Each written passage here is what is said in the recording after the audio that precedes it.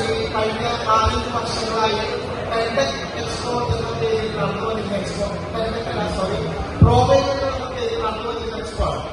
Sai solutions എന്ന് പറഞ്ഞാൽ ആയിട്ടുള്ള എക്സ്പോ ഓർഗനൈസേഴ്സ് നടത്തുന്ന ഈ expo Kerala doctors association KCMS സംഘടനയുമായി ഒരു സഹകരണത്തിലേക്ക് എത്തിയപ്പോൾ നമ്മൾ മുന്നോട്ട് വെച്ച ആശയമായിരുന്നു hotel and catering development expo എന്നുള്ള ആശയം.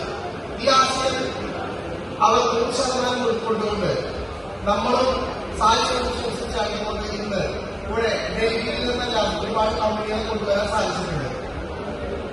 നോർത്ത് ഇന്ത്യയിൽ നടക്കുന്ന ആധാർ എക്സിബിഷൻ സമ്മേളനങ്ങൾ പക്ഷേ നമ്മുടെ ഇവിടുത്തെ സ്റ്റോളുകൾ കുറവായിരിക്കാം. എന്നാൽ ഇത് നമ്മുടെ ഫസ്റ്റ് സ്റ്റെപ്പാണ്. ഇന്നിവിടെ 15 സ്റ്റോളുകളാണെങ്കിൽ അടുത്ത വർഷം നവംബർ മാസം നടത്താൻ പോകുന്ന ഇതേ എക്സ്പോയിൽ ഏറ്റവും ചുരുങ്ങിയത് 50-60 സ്റ്റോളുകൾ നമ്മൾ കൊണ്ടുവരാൻ സാധിക്കുന്നതിന് നേതൃത്വം ദേശീയ സംഘടനയ്ക്ക് അതിനുള്ള ബന്ധങ്ങൾ പഠിപ്പിക്കുന്ന ദേശീയ സംഘടന 100% വിജയത്തിന്റെ പാതയിൽ സഞ്ചരിച്ചുകൊണ്ടിരിക്കുകയാണ്.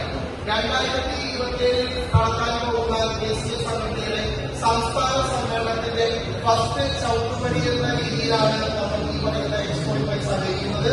നമ്മുടെ ബന്ധങ്ങൾ ഉറപ്പാനും നമ്മുടെ ലോകം ഉണ്ടാക്കിക്കൊണ്ട് നമ്മുടെ സംഘടനാ പ്രവർത്തനം കേരളത്തിലുടനീളം പടർന്ന് വന്നിരിക്കാൻ വേണ്ടി നമ്മൾ നടത്തുന്ന പ്രവർത്തനങ്ങളിൽ എന്നും ഞങ്ങളുടെ സംഘടനയുടെ കൂടെ കേരളത്തിലുള്ള അതിശക്തരായിട്ടുള്ള എല്ലാ സംഘടനകളും ഉണ്ടാകുമെന്ന് ഞങ്ങളുടെ രീതിയിൽ നിങ്ങളോട് റിക്വസ്റ്റ് ചെയ്യുകയാണ്.